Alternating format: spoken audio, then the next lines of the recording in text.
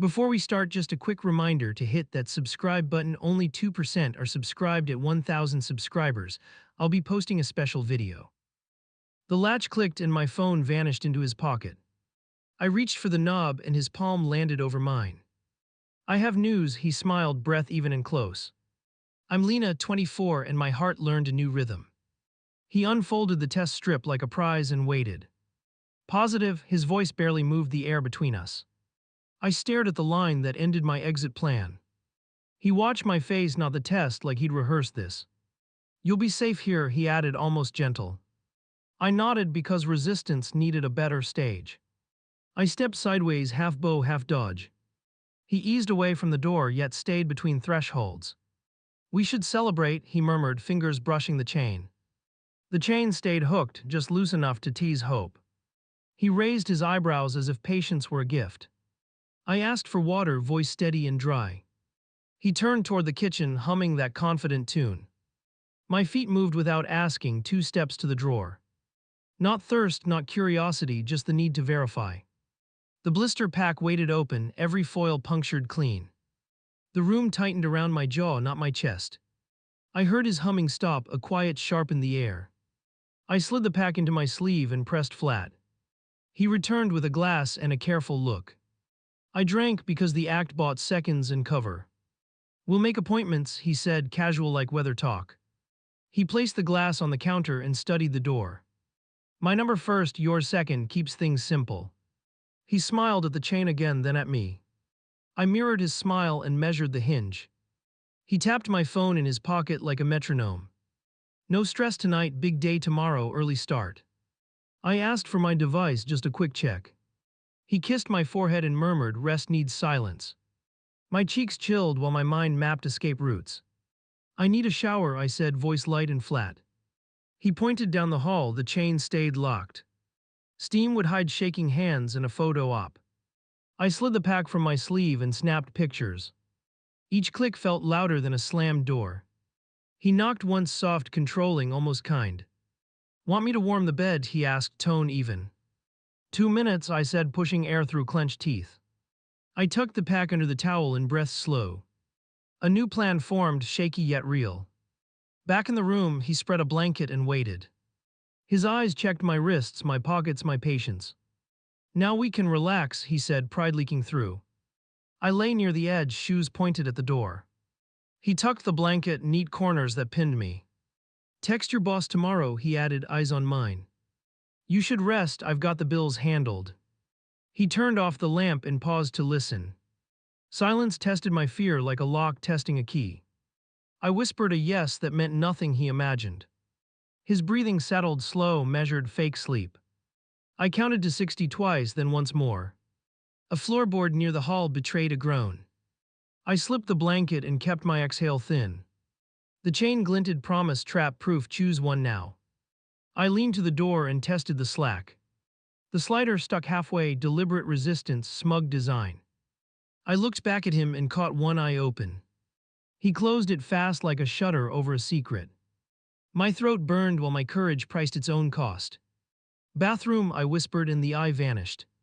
He rolled onto his back and feigned a snore. I moved, each step a coin dropped into fate. In the mirror, I met a stranger I could use.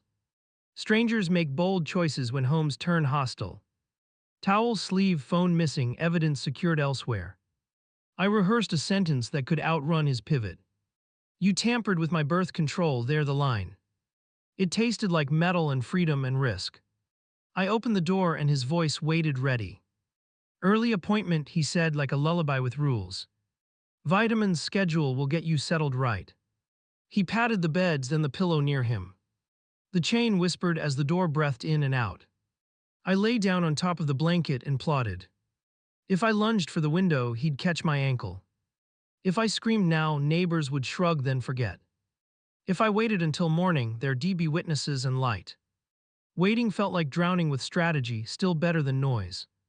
I counted headlights tracing the wall like moving checkpoints. He reached for my waist and paused halfway. "You're safe," he whispered, palm hovering like a verdict.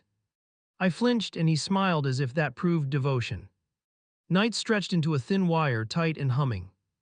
When it snapped, I'd already chosen where to run.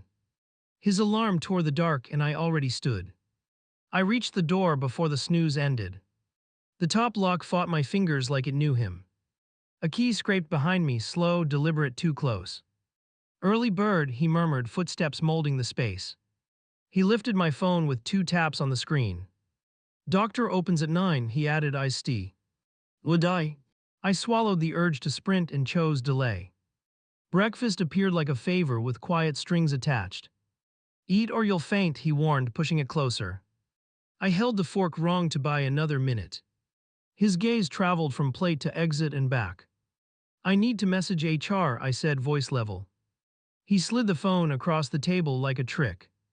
Notification shade blinked with settings I never set. I typed one line to Mara with knuckles white. Meeting ran late, I wrote, then added a time. He watched my thumbs, face pleasant and unreadable. I clicked send and a faint ping betrayed freedom. He smiled like a coach who'd set the rules. He brought a small calendar and circled 2 squares. Vitamins today, intake tomorrow, simple flow. I nodded and pretended logistics made me calmer. My stomach mapped exits while my face played along. Wear flats, he noted, eyes dropping to my shoes. I laced them too tight and stood for the door. He blocked the frame with a careless lean and grin. Jacket, he prompted, turning me by the wrist. Elevator doors closed and his hand never drifted. Breathe, he coached, voice smooth as brochure text. I mirrored his inhale to hide counting steps. Ground floor arrived with a chime that felt loaded. Outside, he matched my pace like a trainer. After forms, we'll grab groceries, he planned out loud. I laughed once and let it pass his nerves. A bus pulled in loud, crowded, unpredictable on purpose. Let's ride, easier than parking, I suggested, already moving. He hesitated, then nodded like he'd granted a wish. We boarded and I drifted toward the back. Mara's stop name flashed on the route screen. He stood near the door with a casual posture. I tilted my head toward an ad as if reading. With my other hand, I slid a note under a seat.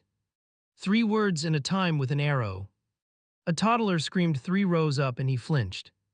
I memorized that flinch because fear makes doors. When noise rose, I scribbled a second message. Pills tampered, clinic today, then tucked it deep. We stepped off 2 stations early because control hates variables. He reached for my elbow and I pivoted away.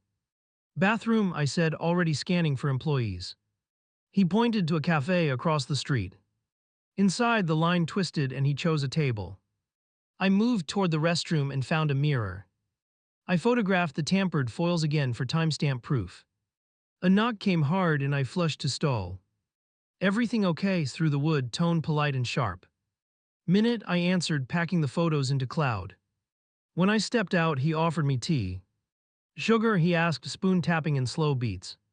He guided me back toward the door with a nod. Time's tight, he added, glancing at his calendar. I adjusted my collar and dragged my feet. A text buzzed, Mara's thumbs had landed. Where, her message blinked with a question mark. I sent the cafe name with a clock emoji. He peered over and laughed like I was cute. Friends later, he announced, pocket sealing the plan. We reached the clinic and he held the entrance. I felt the air change to rules and clipboards. He started to step in first, so I slipped right. Reception noticed the angle and lifted a brow. New patient, I said, keeping my voice clean. He placed our IDs down and leaned casually. I looked past the counter and pointed to the restroom.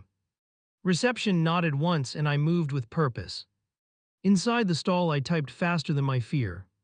Front desk, ask for Aaron, code word blue, I wrote. I sent the message and erased the thread. I flushed again for rhythm and concealed the phone. Back out, he stretched like he owned the room.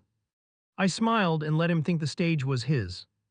Paperwork together, he suggested, palm open for forms. I held the pen and wrote my number first. The nurse called my name and he rose with me. Aaron blocked him with a clipboard and a smile. Vitals alone, she announced, eyes not leaving mine. His jaw tightened just enough to spark courage. She walked me down a short hall with purpose. Her whisper landed as the door closed behind us. Do you feel safe at home, clear and measured? I lifted my sleeve and showed the damaged foil. She did not blink as she reached for a camera. Documenting, she explained, voice even and grounded. Do you want him outside during the consult? Next step. Yes, I said, and my ribs finally expanded. Erin typed a note and pressed an intercom. Partner in lobby, she told someone out of view. We'll call security if needed, she added, no drama. My legs steadied while a new plan formed. The doctor knocked and entered with soft authority. We'll discuss options now, she said, eyes on me. She looked at the photos and the time stamps. That message counts as evidence, she confirmed low. Someone waits for you in reception, Erin murmured. Not him, she added, one corner of her mouth lifting. Mara had arrived right on the minute I guessed. My spine rose like. It had remembered itself. Consent forms are yours to sign and keep, the doctor said. Any decision is yours without interference, she added. I signed my name slower than I felt. A door down the hall clicked open, then shut. Erin handed me a card with 3 numbers. Shelter Advocate Detective, she listed with brisk care. Do you want them looped now, she asked. Yes, I breathed because waiting kills momentum. She opened the door and called my friend in. Mara entered with a quick glance at every angle. Her hug was short and fierce and strategic. Ready, she asked, eyes bright like a signal. He stood when we reappeared and tried to smile. Erin lifted her badge and stood squarely between us. Consult continues without companions, she informed with calm. He rubbed his temple like he might argue. Meet you outside, I offered, voice smooth and sure. He nodded once and stared at the nearest camera. Erin's walkie clicked with a promised presence nearby. I felt the room realign around my choice. The door shut behind us on the office side. Mara pressed 2 fingers to my wrist and counted. 12 seconds to decide the next move, she whispered. I looked at the card and chose the top number. I dialed and a calm voice answered before the second ring. Advocacy line, she introduced, crisp and focused. Are you safe right now? She asked without decoration. Yes, for the next few minutes, I breathed, counting doors. Can he hear you? She pressed, each word a checkpoint. No clinic staff is present, I said, eyes on the hallway. Good, I'm looping security and an officer came back steady. Stay put and do not engage if he provokes. Mara squeezed my forearm twice, a private countdown. Backup incoming, she mouthed, scanning corners like training. My legs wanted to bolt, my head vetoed the sprint. Running now would feed his story and erase mine. The door opened and the nurse returned with forms. Document everything you remember, she urged, pen tapping once. I listed dates, receipts, messages, and who witnessed reactions. Each line anchored me to a version he could not edit. Through the glass, he paced and checked the cameras. His jaw moved like he rehearsed a charming apology. I pictured him practicing lines in a mirror. Charm has seams and I plan to pull one. A guard appeared at reception and spoke into a mic. Another staffer stepped closer to the exit without noise. Control shifted by inches, then by yards. He felt it too, and his smile went brittle. The doctor entered with a folder and a measured tone. We'll review your health and your choices, she stated. Her glance flicked to the door, then back. Do you want him present for any portion? She asked. No, I answered, hands flat on my knees. I want my medical conversations private and recorded. She nodded once and set the policy in motion. Behind the wall, a buzzer sounded and silence followed. My phone vibrated with a single message from Mara. Officer at desk, advocate arriving, keep breathing. I swallowed air the way swimmers steal seconds. Steady now because panic ruins clean lines. Reception called my given last name into the corridor. He stood, then froze when security shifted closer. I'll wait outside, he announced, palms up like peace. The guard moved with him in a quiet escort. The advocate stepped in with a soft jacket and sharp eyes. She sat, then placed a card within reach. We can coordinate shelter and legal support, she offered. Do you want a protective measure today? She asked. Yes, formed before doubt could posture. I have photos and a written account, I added. She photographed the packaging and my screen with care. Chain of custody starts now, she confirmed like a vow. The officer entered next, pen ready, voice neutral. I'll read a text we received from his number, he said. Had to secure things so she wouldn't run, he read. Interference with contraception qualifies as abuse, he added quietly. Will you give a brief statement on record? He asked. I spoke in tight sentences and kept it factual. He wrote without commentary and signaled the recorder. Do you feel threatened if you return home today? He asked. I won't return, I answered, spine learning new height. Safe placement exists and my friend will assist. He turned to the advocate and exchanged a nod. Patrol can watch the entrance while you transition, he said. The doctor cleared her throat and brought us back. Medical options remain yours at each step, she reminded. No one else speaks for your body, she added. Those lines unclenched something I had braced for months. Mara pressed my backpack into my hands with purpose. Contents checked, nothing planted, she whispered, eyes alert. She had swept pockets and seams for surprises. Trust gathered there, small and hard and usable. Reception printed a note for the file and clocked time. If he returns with pressure, we call. Elle immediately, she promised. Your visit is flagged for supervised entry, she continued. Systems aligned like doors clicking in the same direction. He reappeared in the doorway with a careful grin. Ready to head out, he asked, voice pretending casual. The guard adjusted stance and the officer stepped closer. Consult continues, the nurse answered, not moving an inch. His eyes landed on my hands and catalogued the pen. He tilted his head like a question wrapped as kindness. Let's talk in the car, he offered, spreading fingers. Mara's weight shifted forward and the guard mirrored her. I stood and faced him without folding. I'll leave with my friend, I said, voice steady. You can wait for updates from the clinic. The lobby cooled as his mask cracked at the edges. He gestured at my stomach with theatrical concern. You shouldn't be stressed, he preached, voice too smooth. Stress harms the child, he added, feigning virtue. The officer's gaze lifted like a raised barrier. Conversation is over, the guard announced, tone even. Exit is that way, he pointed, feet planted. A pause stretched and then snapped. He turned toward the street, face rigid, shoulders high.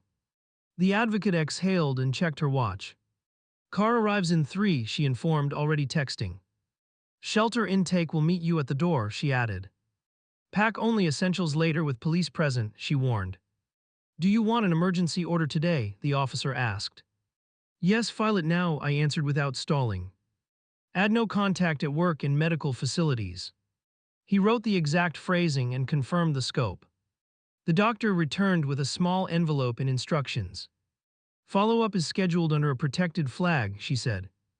Use the back exit with staff escort, she advised. Call this number if he follows, she finished, eyes firm. We moved as a group down a service hallway. Mara walked on my left, the advocate on my right. Feet in rhythm, breath under control, plan intact. At the final door, I felt the hinge and pushed. A rideshare idled with the driver reading a clipboard. 2 passengers to intake, he greeted, tone practiced. The advocate touched my shoulder once and stepped back. Text when you clear the gate, she requested with a nod. I climbed in and locked my seatbelt on instinct. Mara scanned the mirrors and kept her phone ready. My pulse slowed without permission and then surged again. Across the street, he stood by a pole watching. The officer's cruiser rolled into view and paused. He drifted backward 2 steps and pretended to scroll. The cruiser lingered like a reminder with flashing patience. Our driver pulled away and the clinic shrank behind us. Shelter confirms a private room, Mara whispered, eyes wet. We'll get a bag from your place with police, she added. I felt the old fear ask for one more chance. I didn't grant it, momentum had already chosen steel. The driver took a longer route as instructed by dispatch. Mara shared a pin every block to the advocate. I kept breathing and rehearsed the line for tomorrow. I will not argue with traps, I will expose them. The buzzer pulsed and the door opened a hand's width. A counselor checked our faces, then the street behind us. Phones off, she instructed, pointing to a metal box. I powered down and felt the quiet land like armor. She walked us down a narrow hall with fast steps. Intake first, then safety plan, then calls, she outlined. I signed my name while my throat clicked dry. Every stroke counted toward daylight I could keep. Any trackers on you, she asked, eyes on my shoes. I froze as heat crept up my neck. Mara turned my backpack inside out and listened. A small chirp answered from the stitched seam found. The counselor slipped the device into a signal bag. Now he can't tell you here, she assured, voice steady. My lungs finally traded shallow air for something usable. If he planted one, he might have planted two. We searched again and caught a second ping near the heel. Mara used a coin to pry the lining back. A round disc glinted before it disappeared in the bag. The counselor noted the time for evidence later. Patrol will escort you home for essentials, she continued. 10 minutes inside, 2 officers, no arguments, clear and firm. I nodded and felt the old panic test the edges. Permission to leave also meant permission to be seen. A detective called as we finished the checklist. Order is signed, service attempt begins tonight, came through. Do not contact him directly, he emphasized with weight. I pressed the phone to my ear and memorized that rule. We rode with patrol to the building and didn't talk. Mara squeezed my elbow once when we turned the corner. He waited near the steps, pretending to scroll in place. The cruiser rolled up and his posture snapped like wire. Entry for a retrieval, the senior officer announced from the curb. The super appeared with keys and a earsed frown. I require the tenant present, he tried with careless shrug. Court order overrides your policy, the officer replied, jaw set. Inside, I moved fast and stuck to the plan. Clothes, documents, prenatal container, chargers, nothing sentimental. Mara kept a timer on her watch and nodded. The officer stood in the doorway and watched both halls. The bathroom drawer gave me a jolt I didn't expect. Behind the cotton pads sat a small plastic wrapper. It held a tiny blade dusted with adhesive residue. He had prepared for tampering again if I replaced anything dangerous. Mara photographed the piece beside my time-stamped photos. Bag it, the officer instructed, gloves snapping once. He logged it and sealed the strip with calm hands. The super cleared his throat and checked the clock twice. We moved to the desk and found printed pages. At the top, my signature curved in a careful imitation. Consent for financial guardianship, effective immediately, attached to his name. My stomach rolled while my hand found the real pen. Forgery, Mara whispered, eyes hard, mouth a line. The officer compared with my license and nodded once. Copy for the case file, he said, already scanning. My palms dried as anger overtook fear with focus. Footsteps thundered up the stairwell like a countdown. Time, the officer warned, shifting into the frame. A fist hit the door and a voice whipped through. Open up, we need to talk like adults. Mara placed a hand on my back, steady pressure. We're done here, she murmured, collecting the last folder. The officer unlocked the latch and stepped forward. Leave the landing or you'll be detained, clear and final. He held up a grocery bag like a peace flag. Warm meal, he tried, eyes skipping from face to face. His gaze snagged on the evidence bag in the officer's grip. The smile died and something sharper flashed through. There it was. Exit now, the officer repeated with a slow breath. He backed down one stair, then another, then stopped. I can explain the trackers, he blurted, voice too bright. Mara lifted her phone and the cruiser lights pulsed. We moved as a unit to the hallway and locked up. The super took the keys with tiny shaking hands. Maintenance will change the cylinders before nightfall, he promised. I stared until he wrote it on a work order. Back in the car, dispatch radioed a heads up we needed. He contacted her employer, the voice reported, tone clipped. Claimed she's unstable and on leave without notice, it added. My jaw clenched and then loosened on purpose. I called HR from the patrol car on speaker. Please note an abuser impersonated me today, I began. Police are present and a protective order is active. The manager listened quietly and asked for the case number. She confirmed my status and placed a flag on the file. No changes occur without your voice on a recorded line. Relief stung my eyes and then burned itself out. Every safeguard mattered and I would stack them high. The counselor met us at the shelter door with updates. Your intake number is locked and unsearchable, she said. Medical follow-up moved to a confidential clinic, she added. I nodded and put the new address into muscle memory. Do you want to call your landlord next, she asked. Already handled, I answered, showing the signed work order. We'll schedule a final pickup with movers and police, I added. The plan felt heavy and workable and necessary. Night settled and the shelter quieted to a firm hum. Mara stretched on the spare cot and finally exhaled. I can stay until morning, then rotate with the advocate. I covered her with the thin blanket and watched the door. My phone vibrated with a hidden number voicemail alert. I played it on low and let the words file themselves. "Come back and we can make this right," he pleaded. At the end, he whispered "family first" and clicked off. I saved the audio to the shared folder and labeled it. Then I wrote a single sentence on a clean page. "I will not negotiate my safety for his comfort." The line held under my hand like a railing unbreakable. The advocate woke me before sunrise and slid a plan across. "Court in 2 hours," she said, eyes brisk. "Controlled call first for a clean admission." I nodded and felt rage sharpen into purpose. We dialed from a masked line and put it on speaker. "Can we talk about last week?" I asked, voice steady. "You panicked because I'd leave," I added, bait set. He exhaled harder then bragged. "I fixed the situation so you couldn't bolt," came through. "You overthink, family needs commitment," he continued, careless. The advocate scribbled time stamps while I kept him talking. He mentioned the trackers like they were romance. "Meet me today and we'll reset rules," he pushed. "Bring your phone and I'll handle the rest." I let silence breathe until he filled it again. Then I hung up on the last word. The detective joined us in a smile. "L office," and grinned. "That's enough for charges," he confirmed, voice even. He downloaded the recording and mirrored the files. "Stay boring online today," he warned, anticipating his smear. We reached the courthouse with our escort and lined up.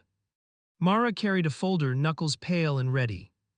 The clerk checked the petition and stamped it clean. "Temporary order extended, service team alerted." On the steps, my phone buzzed with a blocked attempt. Then another from a new number with a fake name. "Let me drive you," the text offered, route attached. The detective traced the link and shook his head. "Phishing," he noted, already forwarding to the unit. Mara leaned over my shoulder and double-checked.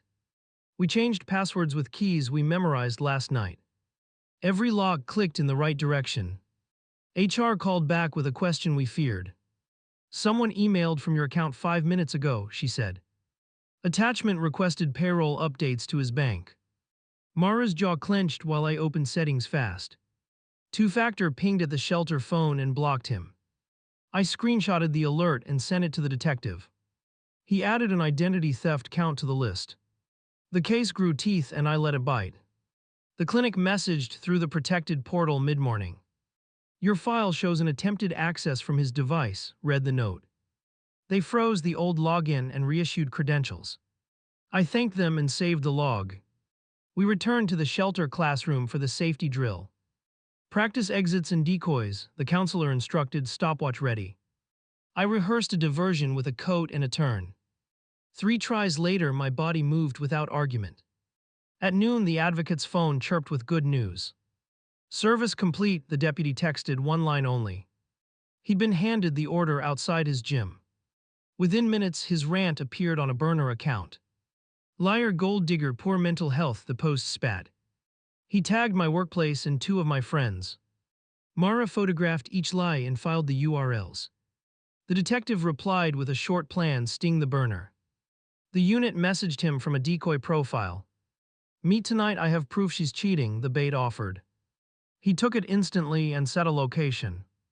I felt equal parts vindication and nausea.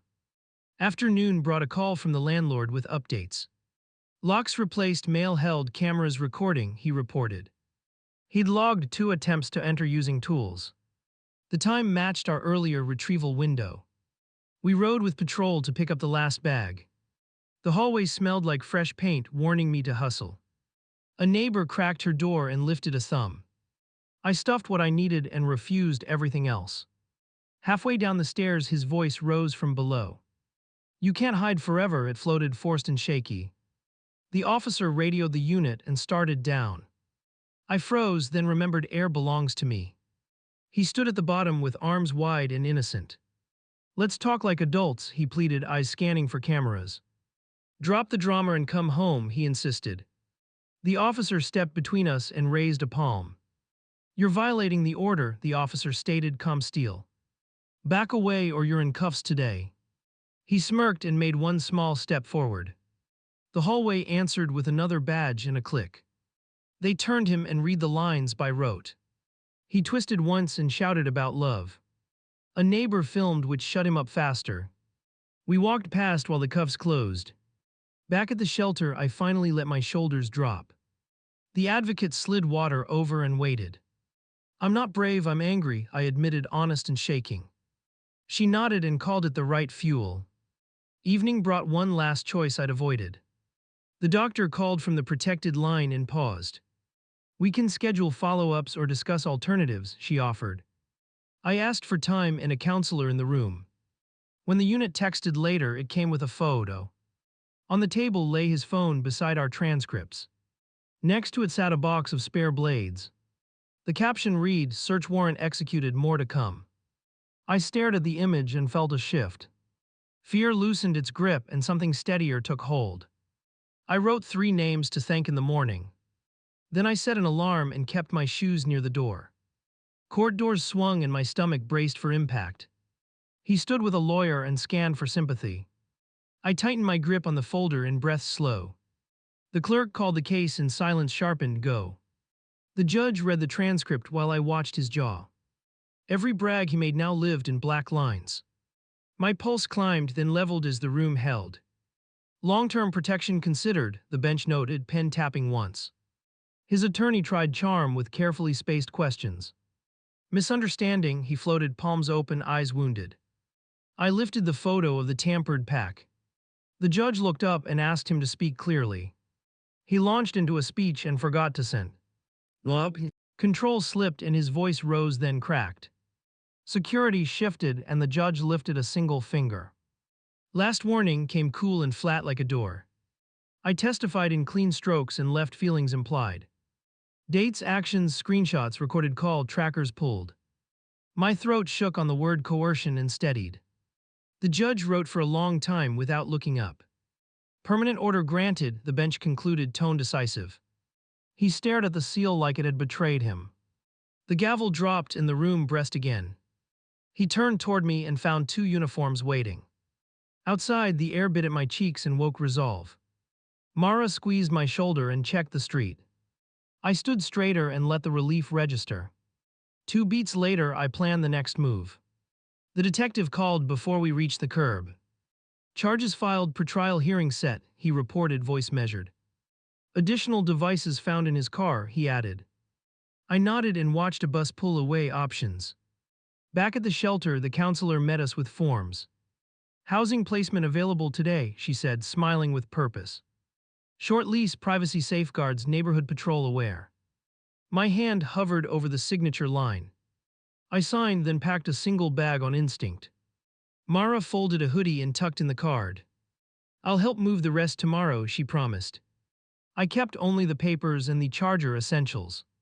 We rode in a rideshare that didn't ask questions. I checked the mirrors, then forced my shoulders to drop. The driver hummed to himself and watched the road. I traced the safety card with my thumb steady. The new place had 2 locks and a peephole. I turned each bolt and listened for the click. No furniture lecture, no rules, no hovering voice. Only the hum of my own breath, mine. I laid the ultrasound appointment card on the counter. Decision time had been stalking me since I ran. The clinic offered options and a counselor to sit with. I chose a date and sent the confirmation. A knock thudded and my chest snapped tight. Mara called through the door with a coded phrase. I opened to her grin and a bag of groceries. Celebrate the paperwork, she joked, then scanned the hall. We ate in silence and let the plans settle. Therapy intake tomorrow, she said between small bites. Work wants you back next week, she added. I stared at my hands and felt heat return. The phone vibrated with a new voicemail alert. Unknown number again, calm voice reading a summons. Civil case for defamation based on his spin. Mara laughed once and forwarded it to the detective. We counter with evidence, she said, eyes bright. Let him stand under his own reign. I saved the file and labeled it clearly. Paper cannot drown me if I swim first. Night crept and I tested every window latch twice. Habit not fear, just rehearsal for quiet courage. I placed my sneakers by the door and paused. Old instincts softened, new ones took their place. I set 3 alarms for morning and called the clinic. Please confirm transportation assistance, I requested, voice even. They booked a ride under the protected program. I thanked them and finally let my spine relax.